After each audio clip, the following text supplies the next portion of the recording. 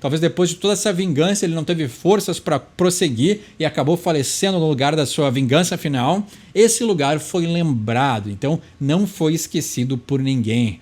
Você pede uma música nos comentários e eu não só traduzo as letras e gírias, como interpreto a intenção subjetiva do artista.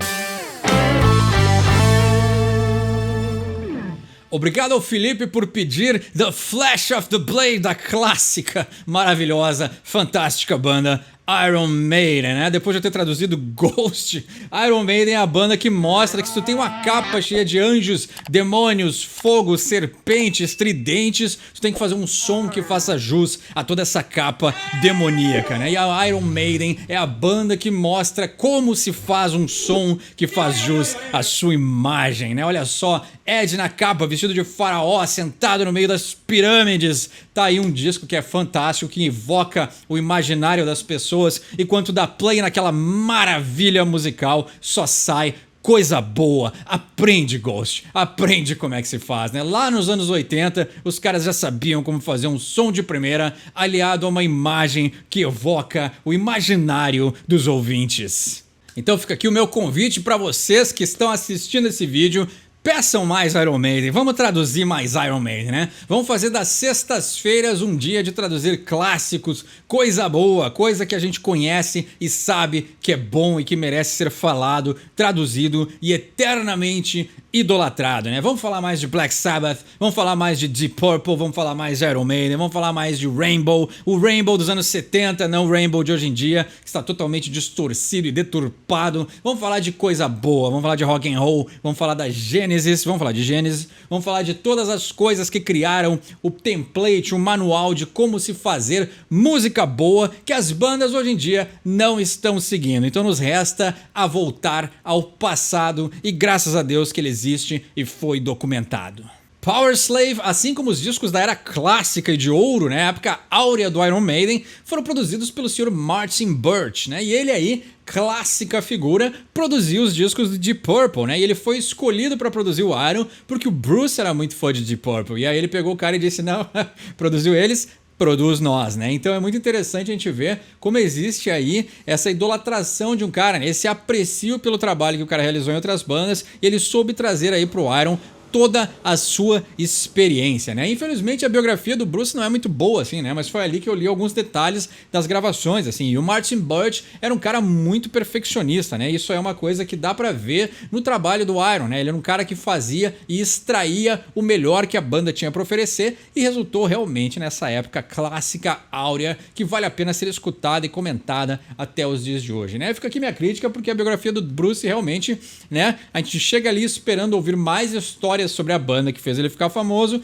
e ele passa metade do livro falando sobre aviões, né? Eu não tenho nada contra aviões, acho muito legal até, mas quando tu lê uma biografia sobre o vocalista do Iron Maiden, tu quer ouvir mais da banda, né? Eu entendo que a intenção dele era preservar aí, né, a integridade, a individualidade e também aí a parte mais pessoal dos outros integrantes da banda, mas ele podia contar um pouquinho mais dos bastidores, né? A parte mais interessante do livro é realmente quando ele conta sobre as suas interações com o Martin Birch, como eles gravaram e produziram os grandes clássicos da banda, né? Eu gostaria de ter um livro que falasse muito mais sobre isso. Vamos traduzir a música de hoje, né? Então, Flash of the Blade, né? O brilho da lâmina, né? Mas é aquele flash que é o brilho quando a lâmina está sendo usada, né? Então tá desferindo o golpe contra alguém e este é o brilho da lâmina, né? Bruce Dickinson, clássico esgrimista, né? O treinador de esgrima, não sei qual é a palavra que define aqueles que treinam a arte da espada, mas ele aí ama esgrima e classicamente, né, falar de espadas e lutas nas letras do Iron Maiden não é algo que seja único, né? Ele usa várias letras essa artimanha de falar de assuntos que ele gosta, né? Tanto é que tem uma letra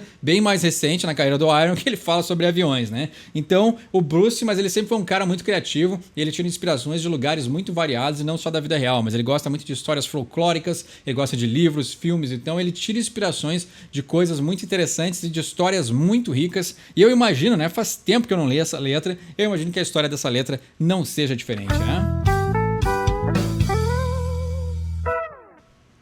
Vamos pro verso 1. As a young boy chasing dragons with your wooden sword so mighty, you're Saint George or you're David and you always kill the beasts, né?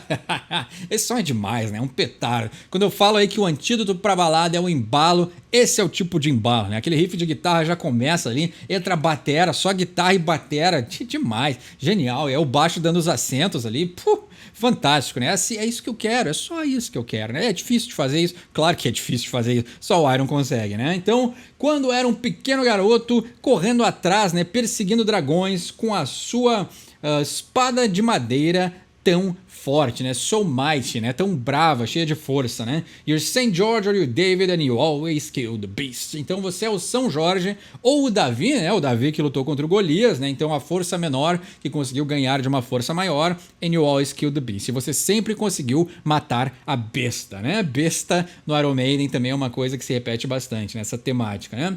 Times change very quickly and you had to grow up early. A house in smoking ruins and the bodies at your feet, né? Então os tempos mudam muito rapidamente e você tinha que crescer muito cedo, né? Grow up early. A house in smoking ruins and the bodies at your feet. Então, uma casa em ruínas esfumaçadas e os corpos aos seus pés, né? Então aí pode ter acontecido alguma coisa com o garoto, ou ele pode ter, né?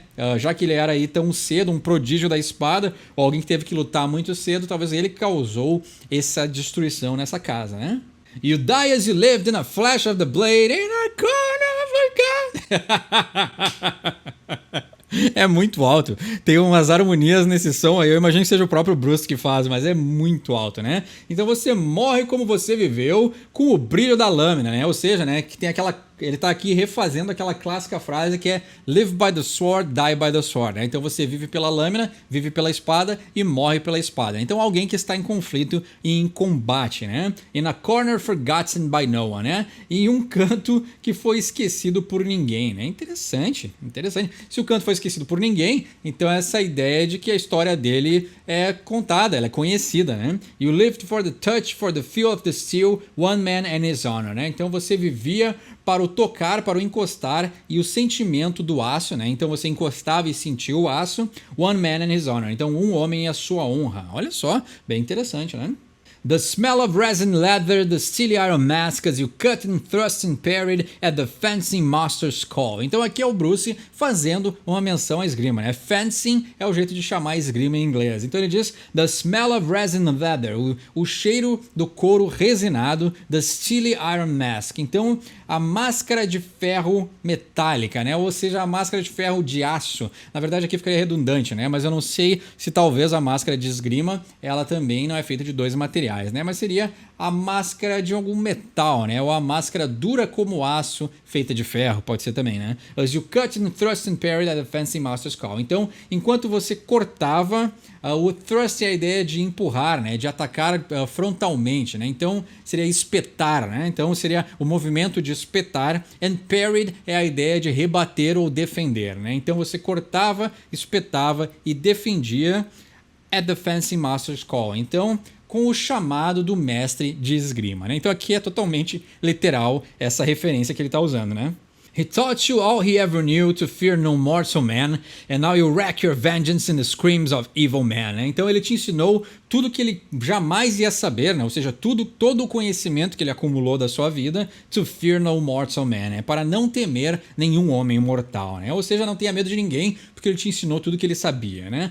And now you wreak your vengeance in the screams of evil men. Né? Então agora você vai desferir, né? Você vai causar, você vai entregar a sua vingança nos gritos dos homens maus, né? Então a vingança vai ser feita quando os homens maus, os homens malvados, talvez aqueles que causaram a destruição da casa lá no início do som, esses gritos vão ser feitos por causa da vingança desse espadachim, né? You die as you lived in the flash of the blade. Né? Então você morre como você viveu, que é com o brilho da lâmina, né? Interessante, poético, né? E aí a gente tem aquela quebrada instrumental ali, que por sinal, né, é o som do Iron que não tem um solo tradicional, aqueles clássicos solos, né, que o Iron tem, então é bem interessante, que já é uma diferença na fórmula. Então o Iron é uma banda bem formulaica, né, então isso não é nada de errado, né, pra mim eu adoro uma banda que tem a sua fórmula, o seu tempero, a sua receita bem criada, né, e o Iron tem a sua receita de bolo que funciona na maioria das vezes, né, uma carreira aí de quantos anos? 50 anos de estrada, até mais. Não, né? Anos 80, né? 40 anos de estrada. Então, uma banda que tem 40 anos de estrada, alguma coisa eles fizeram certo, né? A receita do bolo do Iron é muito boa, né? Então, aqui, eles quebrando um pouquinho da receita, não tem um solo tradicional, né? E ele termina a música dizendo: You die as you lived in a flash of the blade, in a corner forgotten by no one, né? Então, você morre como você viveu, que é pelo brilho da lâmina, né? Essa pessoa que viveu em conflitos e confrontos, in a corner forgotten by no one, né? Muito interessante. Essa aqui talvez seja a frase mais interessante, assim, né? Claro que a letra totalmente é poética e cheia de referências, né? Ghost aprende alguma coisa, mas ele está dizendo o quê? Num canto que foi esquecido por ninguém. Então essa ideia do canto que foi esquecido por ninguém, eu já falei anteriormente, mas vale a pena repetir, né? Então se esse canto que essa pessoa morreu foi esquecido por ninguém, é que esse virou um lugar famoso, né? Onde essa pessoa, onde esse espadachim caiu pela última vez, né? E foi aí derrotado em combate, ou morreu, ou talvez alguma coisa aconteceu, né? Talvez depois de toda essa vingança ele não teve forças para prosseguir e acabou falecendo no lugar da sua vingança final. Esse lugar foi lembrado, então não foi esquecido por ninguém. Então esse espadachim, né, talvez até me remete a que ele fez menções a coisas do nosso mundo ocidental, né? Mas se tu vai levar essa teoria ou essa referência da letra para alguma coisa oriental, a gente tem o Musashi, né? Miyamoto Musashi, o maior espadachim do Japão. Então a gente também tem essa ideia de uma pessoa que viveu e morreu por causa da lâmina, né? Por causa dos duelos. Ele foi um cara aí que sabia duelar e ele estava disposto a entrar em conflitos, assim como aproveitar a vida e viver uma poesia, né? Então também pode ser um paralelo, apesar de não mencionar ele por nome, também pode ser uma referência para essa letra, né? Aqui não tem mais nada que se repita, né? Mas o que me remeteu a Musashi também foi essa segunda frase, né? Você vivia para o toque e o sentido, né? Ou para o toque e a sensação do aço, um homem e a sua honra, né? Então a honra para o espadachim oriental ela é muito maior, né? O espadachim já ocidental ele já não se preocupa tanto em honrar, né? Eles se preocupavam em servir os reis, servir a monarquia, mas era uma servitude forçada, né? Tu não tinha escolha, né? Então a pessoa já era mais convocada a servir, né? E no Japão a pessoa tinha que treinar para se sentir ou para ser desejado a sua servitude, né? Então tem uma dinâmica aí diferente, né? Mas é claro, falar de Iron Maiden sempre é muito bom. Obrigado ao Felipe por pedir essa música. Por favor, peçam mais Iron Maiden embaixo nos comentários. Tem uma interpretação melhor ou pescou um comentário, um espadachim famoso que não foi mencionado nessa letra? Deixa embaixo nos comentários. Meu nome é Eduardo, esse é o Sorry From English e quem sabe inglês tira suas próprias conclusões.